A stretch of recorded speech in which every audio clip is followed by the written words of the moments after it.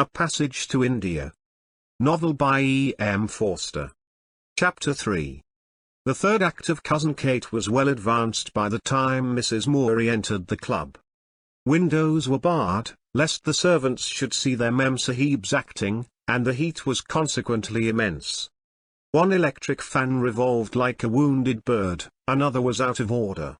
Disinclined to return to the audience, she went into the billiard room, where she was greeted by "I want to see the real India," and her appropriate life came back with a rush. This was Adela Quested, the queer, cautious girl whom Ronnie had commissioned her to bring from England, and Ronnie was her son, also cautious, whom Miss Quested would probably though not certainly marry, and she herself was an elderly lady. "I want to see it too, and I only wish we could. Apparently the Turtons will arrange something for next Tuesday. It'll end in an elephant ride, it always does. Look at this evening. Cousin Kate. Imagine, Cousin Kate. But where have you been off to? Did you succeed in catching the moon in the Ganges?" The two ladies had happened, the night before, to see the moon's reflection in a distant channel of the stream. The water had drawn it out, so that it had seemed larger than the real moon, and brighter, which had pleased them. "I went to the mosque, but I did not catch the moon. The angle would have altered, she rises later." "Later and later," yawned Mrs. Moore, who was tired after her walk. "Let me think. We don't see the other side of the moon out here, no." "Come, India's not as bad as all that," said a pleasant voice. "Other side of the earth. If you like, but we stick to the same old moon." Neither of them knew the speaker, nor did they ever see him again. He passed with his friendly word through red brick pillars into the darkness. "We aren't even seeing the other side of the world, that's our complaint," said Adela. Mrs. Moore agreed, she too was disappointed at the dullness of their new life. They had made such a romantic voyage across the Mediterranean and through the sands of Egypt to the harbour of Bombay, to find only a gridiron of bungalows at the end of it. But she did not take the disappointment as seriously as Miss Quested, for the reason that she was 40 years older, and had learned that life never gives us what we want at the moment that we consider appropriate. Adventures do occur, but not punctually. She said again that she hoped that something interesting would be arranged for next Tuesday. "Have a drink," said another pleasant voice. "Mrs. Moore, Miss Quested, have a drink, have 2 drinks." They knew who it was this time, the collector, Mr. Turton, with whom they had dined. Like themselves, he had found the atmosphere of Cousin Kate too hot. Ronnie, he told them, was stage managing in place of Major Calendar, whom some native subordinate or other had let down, and doing it very well. Then he turned to Ronnie's other merits, and in quiet, decisive tones said much that was flattering. It wasn't that the young man was particularly good at the games or the lingo, or that he had much notion of the law, but, apparently a large but, Ronnie was dignified. Mrs. Moore was surprised to learn this, dignity not being a quality with which any mother credits her son. Miss Quested learnt it with anxiety, for she had not decided whether she liked dignified men. She tried indeed to discuss this point with Mr. Turton, but he silenced her with a good-humoured motion of his hand, and continued what he had come to say. "The long and the short of it is he slops a sahib. He's the type we want, he's one of us," and another civilian who was leaning over the billiard table said, "Here, here." The matter was thus placed beyond doubt, and the collector passed on, for other duties called him.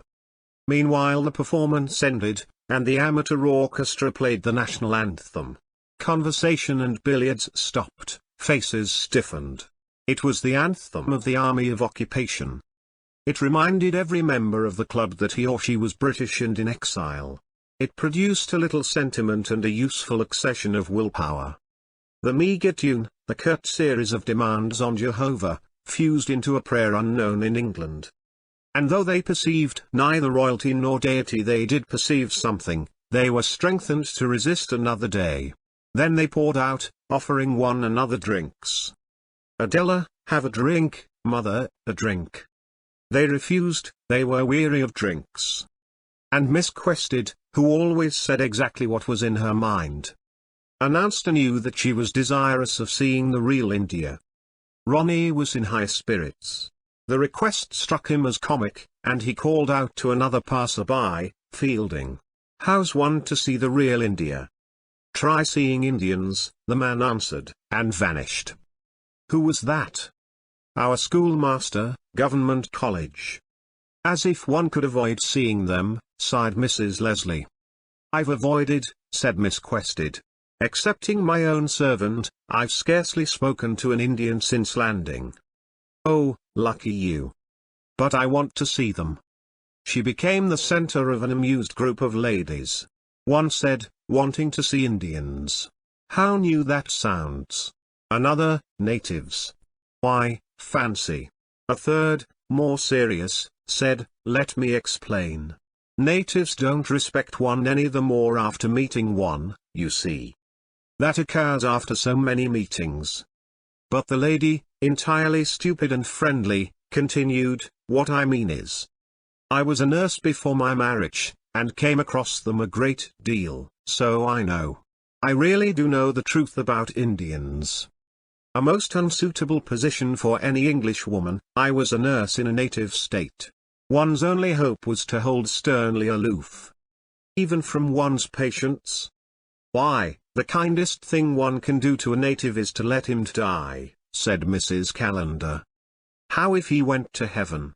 asked Mrs. Moore, with a gentle but crooked smile. "He can go where he likes as long as he doesn't come near me. They give me the creeps. As a matter of fact, I have thought what you were saying about heaven. And that is why I am against missionaries," said the lady who had been a nurse. "I am all for chaplains, but all against missionaries. Let me explain." But before she could do so, the collector intervened. "Do you really want to meet the Aryan brother, Miss Quested? That can be easily fixed up. I didn't realize he'd amuse you." He thought a moment. "You can practically see any type you like. Take your choice. I know the government people and the landowners. Heslop here can get hold of the barrister crew, while if you want to specialize on education, we can come down on Fielding. I'm tired of seeing picturesque figures pass before me as a frieze," the girl explained. "It was wonderful when we landed, but that superficial glamour soon goes." Her impressions were of no interest to the collector. He was only concerned to give her a good time. Would she like a bridge party? He explained to her what that was. Not the game, but a party to bridge the gulf between East and West. The expression was his own invention, and amused all who heard it. "I only want those Indians whom you come across socially, as your friends." "Well, we don't come across them socially," he said, laughing. "They're full of all the virtues, but we don't, and it's now 11:30, and too late to go into the reasons." "Miss Quested, what a name," remarked Mrs. Turton to her husband as they drove away. She had not taken to the new young lady, thinking her ungracious and cranky. She trusted that she hadn't been brought out to marry nice little Heslop, though it looked like it. Her husband agreed with her in his heart, but he never spoke against an English woman if he could avoid doing so, and he only said that Miss Quested naturally made mistakes. He added, "India does wonders for the judgment. Especially during the hot weather. It has even done wonders for Fielding." Mrs. Turton closed her eyes at this name and remarked that Mr. Fielding wasn't pucker, and had better marry Miss Quested, for she wasn't pucker. Then they reached their bungalow. Low and enormous, the oldest and most uncomfortable bungalow in the civil station, with a sunk soup plate of a lawn, and they had one drink more, this time of barley water, and went to bed. Their withdrawal from the club had broken up the evening, which, like all gatherings, had an official tinge. A community that bows the knee to a viceroy and believes that the divinity that hedges a king can be transplanted, must feel some reverence for any viceregal substitute. At Chandrapur the Turtons were little gods. Soon they would retire to some suburban villa, and die exiled from glory. "It's decent of the Borough Sahib," chattered Ronnie, much gratified at the civility that had been shown to his guests. "Do you know he's never given a bridge party before? Coming on top of the dinner too. I wish I could have arranged something myself, But when you know the natives better you'll realize it's easier for the Burra Sahib than for me. They know him, they know he can't be fooled. I'm still fresh comparatively. No one can even begin to think of knowing this country until he has been in it 20 years. Hello, the mater. Here's your cloak. Well, for an example of the mistakes one makes. Soon after I came out I asked one of the pleaders to have a smoke with me, only a cigarette, mind. I found afterwards that he had sent touts all over the bazaar to announce the fact. Told all the litigants, oh, you'd better come to my Vakil Mahmood Ali, he's in with the city magistrate. Ever since then I've dropped on him in court as hard as I could. It's taught me a lesson, and I hope him. Isn't the lesson that you should invite all the pleaders to have a smoke with you? Perhaps, but time's limited and the flesh weak. I prefer my smoke at the club amongst my own sort, I'm afraid. Why not ask the pleaders to the club? Miss Quested persisted. Not allowed. He was pleasant and patient, and evidently understood why she did not understand. He implied that he had once been as she, though not for long. Going to the veranda, he called firmly to the moon. His say answered, and without lowering his head, he ordered his trap to be brought round. Mrs. Moore, whom the club had stupefied, woke up outside. She watched the moon, whose radiance stained with primrose the purple of the surrounding sky. In England the moon had seemed dead and alien, here she was caught in the shawl of night together with Earth and all the other stars. A sudden sense of unity, of kinship with the heavenly bodies, passed into the old woman and out, like water through a tank, leaving a strange freshness behind. She did not dislike Cousin Kate or the national anthem. But their note had died into a new one, just as cocktails and cigars had died into invisible flowers. When the mosque, long and domeless, gleamed at the turn of the road, she exclaimed, "Oh, yes, that's where I got to, that's where I've been." "Been there when?" asked her son. "Between the acts." "But, mother, you can't do that sort of thing." "Can't, mother?" she replied. "No, really not in this country. It's not done. There's the danger from snakes for one thing. They are apt to lie out in the evening." "Ah yes, so the young man there said." "This sounds very romantic," said Miss Quested, who was exceedingly fond of Mrs. Moore, and was glad she should have had this little escapade. "You meet a young man in a mosque, and then never let me know." "I was going to tell you, Adela, but something changed the conversation and I forgot. My memory grows deplorable." "Was he nice?" She paused, then said emphatically, "Very nice." "Who was he?" Ronnie inquired. "A doctor. I don't know his name." "A doctor? I know of no young doctor in Chandrapur." "How odd. What was he like?" "Rather small, with a little moustache and quick eyes. He called out to me when I was in the dark part of the mosque, about my shoes. That was how we began talking. He was afraid I had them on. But I remembered luckily. He told me about his children, and then we walked back to the club. He knows you well.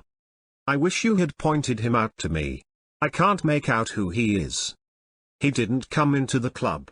He said he wasn't allowed to." Thereupon the truth struck him, and he cried, "Oh, good gracious! Not a Mohammedan? Why ever didn't you tell me you'd been talking to a native? I was going all wrong." "A Mohammedan? How perfectly magnificent!" exclaimed Miss Quested. "Ronnie, isn't that like your mother? While we talk about seeing the real India, she goes and sees it, and then forgets she's seen it." But Ronnie was ruffled. From his mother's description he had thought the doctor might be young Muggins from over the Ganges, and had brought out all the comradely emotions. What a mix-up! Why hadn't she indicated by the tone of her voice that she was talking about an Indian? Scratchy and dictatorial, he began to question her. "He called to you in the mosque, did he? How? Impudently? What was he doing there himself at that time of night?" "No, it's not their prayer time." This in answer to a suggestion of Miss Quested's, who showed the keenest interest. "So he called to you over your shoes. Then it was impudence. It's an old trick.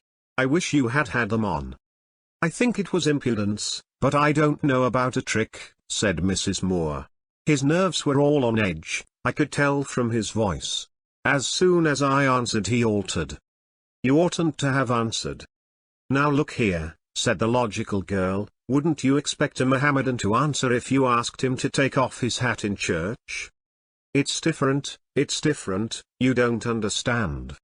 "I know I don't, and I want to. What is the difference, please?" He wished she wouldn't interfere. His mother did not signify, she was just a globe-trotter, a temporary escort, who could retire to England with what impressions she chose. But Adela, who meditated spending her life in the country, was a more serious matter. It would be tiresome if she started crooked over the native question. Pulling up the mare, he said, "There's your Ganges." Their attention was diverted. Below them a radiance had suddenly appeared. It belonged neither to water nor moonlight, but stood like a luminous sheaf upon the fields of darkness. He told them that it was where the new sandbank was forming, and that the dark ravelled bit at the top was the sand, and that the dead bodies floated down that way from Benares, or would if the crocodiles let them. "It's not much of a dead body that gets down to Chandrapur. Crocodiles down in it too, how terrible." His mother murmured. The young people glanced at each other and smiled. It amused them when the old lady got these gentle creeps, and harmony was restored between them consequently. She continued, "What a terrible river! What a wonderful river," and sighed. The radiance was already altering, whether through shifting of the moon or of the sand. Soon the bright sheaf would be gone, and a circlet, itself to alter, be burnished upon the streaming void. The women discussed whether they would wait for the change or not, while the silence broke into patches of unquietness and the mare shivered. On her account they did not wait, but drove on to the city magistrate's bungalow, where Miss Quested went to bed, and Mrs. Moore had a short interview with her son. He wanted to inquire about the Mohammedan doctor in the mosque. It was his duty to report suspicious characters, and conceivably it was some disreputable hakim who had prowled up from the bazaar.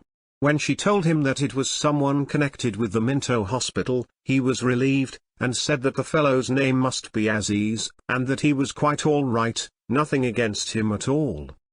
Aziz. What a charming name. So you and he had a talk. Did you gather he was well disposed?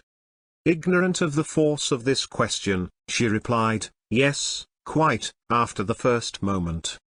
"I meant, generally.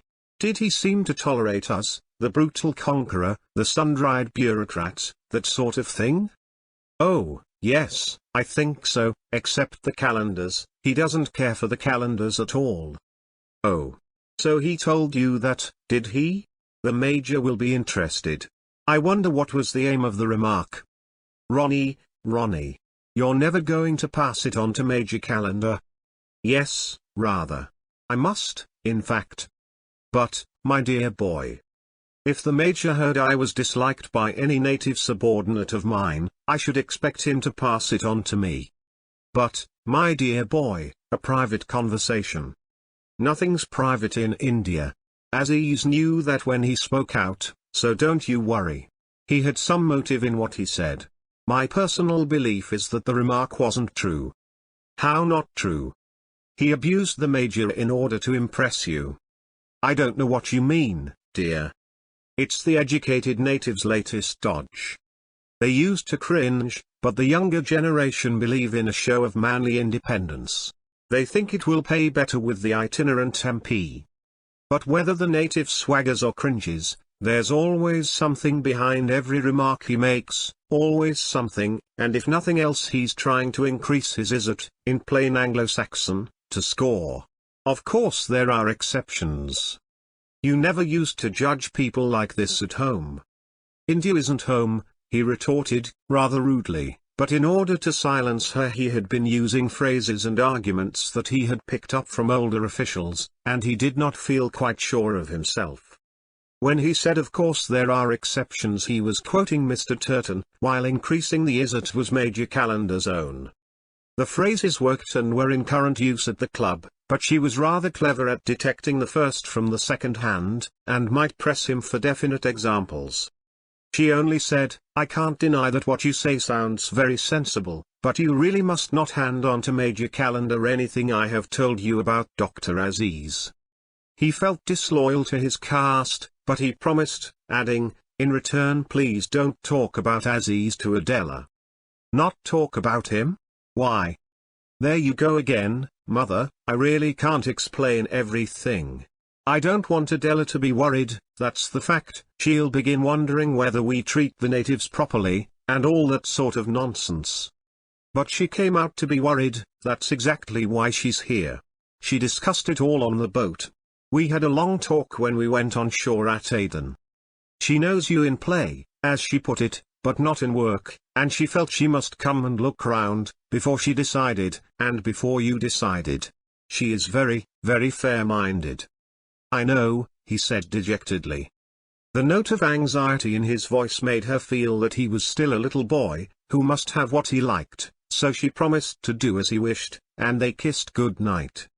He had not forbidden her to think about Aziz, however. And she did this when she retired to her room. In the light of her son's comment she reconsidered the scene at the mosque, to see whose impression was correct. Yes, it could be worked into quite an unpleasant scene.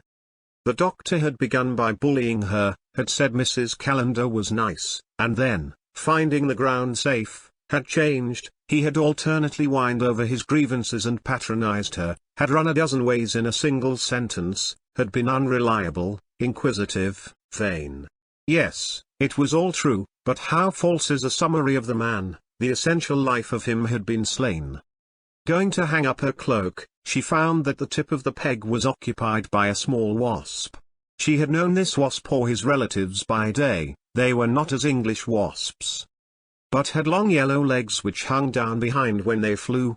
Perhaps he mistook the peg for a branch. No Indian animal has any sense of an interior. Bats, rats, birds, insects will as soon nest inside a house as out. It is to them a normal growth of the eternal jungle, which alternately produces houses, trees, houses, trees. There he clung, asleep, while jackals in the plain bayed their desires and mingled with the percussion of drums. "Pretty dear," said Mrs. Moore to the wasp. He did not wake, but her voice floated out, to swell the night's uneasiness. End of the chapter. Now, let's listen to the Chapter 4. The collector kept his word. Next day he issued invitation cards to numerous Indian gentlemen in the neighborhood, stating that he would be at home in the garden of the club between the hours of 5 and 7 on the following Tuesday, also that Mrs. Turton would be glad to receive any ladies of their families who were out of Purdah. His action caused much excitement and was discussed in several worlds. "It is owing to orders from the LG, was Mahmud Ali's explanation. Turton would never do this unless compelled. Those high officials are different, they sympathize, the Viceroy sympathizes. They would have us treated properly. But they come too seldom and live too far away. Meanwhile, it is easy to sympathize at a distance," said an old gentleman with a beard. "I value more the kind word that is spoken close to my ear. Mr. Turton has spoken it, from whatever cause. He speaks, we hear. I do not see why we need discuss it further." Quotations followed from the Quran. "We have not all your sweet nature, Nawab Bahadur, nor your learning. The Lieutenant Governor may be my very good friend, but I give him no trouble. How do you do, Nawab Bahadur? Quite well, thank you, Sir Gilbert, how are you? And all is over. But I can be a thorn in Mr. Turton's flesh, and if he asks me I accept the invitation. I shall come in from Dilkush especially, though I have to postpone other business." "You will make yourself chip," suddenly said a little black man. There was a stir of disapproval. Who was this ill-bred upstart, that he should criticize the leading Mohammedan landowner of the district? Mahmud Ali, though sharing his opinion, felt bound to oppose it. "Mr. Amchand," he said, swaying forward stiffly with his hands on his hips. "Mr. Mahmud Ali. Mr. Amchand, the Nawab Bahadur can decide what is cheap without our valuation, I think." "I do not expect I shall make myself cheap," said the Nawab Bahadur. "Mr. Amchand." speaking very pleasantly, for he was aware that the man had been impolite and he desired to shield him from the consequences. It had passed through his mind to reply, "I expect I shall make myself cheap," but he rejected this as the less courteous alternative. "I do not see why we should make ourselves cheap. I do not see why we should." The invitation is worded very graciously. Feeling that he could not further decrease the social gulf between himself and his auditors, he sent his elegant grandson, who was in attendance on him, to fetch his car. When it came, he repeated all that he had said before, though at greater length, ending up with "till Tuesday, then, gentlemen all, when I hope we may meet in the flower gardens of the club." This opinion carried great weight. The Nawab Bahad was a big proprietor and a philanthropist, a man of benevolence and decision. His character among all the communities in the province stood high. He was a straightforward enemy and a staunch friend, and his hospitality was proverbial. "Give, do not lend, after death who will thank you?" was his favorite remark. He held it a disgrace to die rich. When such a man was prepared to motor 25 miles to shake the collector's hand, the entertainment took another aspect.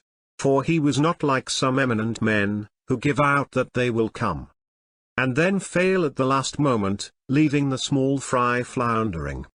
If he said he would come, he would come, he would never deceive his supporters. The gentlemen whom he had lectured now urged one another to attend the party, although convinced at heart that his advice was unsound. He had spoken in the little room near the courts where the pleaders waited for clients, clients, waiting for pleaders, sat in the dust outside. These had not received a card from Mr. Turton. And there were circles even beyond these, people who wore nothing but a loincloth, people who wore not even that, and spent their lives in knocking two sticks together before a scarlet doll, humanity grading and drifting beyond the educated vision, until no earthly invitation can embrace it. All invitations must proceed from heaven. Perhaps it is futile for men to initiate their own unity, they do but widen the gulfs between them by the attempt. So at all events thought old Mr. Graceford and young Mr. Sawley, the devoted missionaries who lived out beyond the slaughterhouses, always travelled third on the railways, and never came up to the club. In our Father's house are many mansions, they taught, and there alone will the incompatible multitudes of mankind be welcomed and soothed. Not one shall be turned away by the servants on that veranda. Be he black or white, not one shall be kept standing who approaches with a loving heart. And why should the divine hospitality cease here? Consider, with all reverence, the monkeys. May there not be a mention for the monkeys also?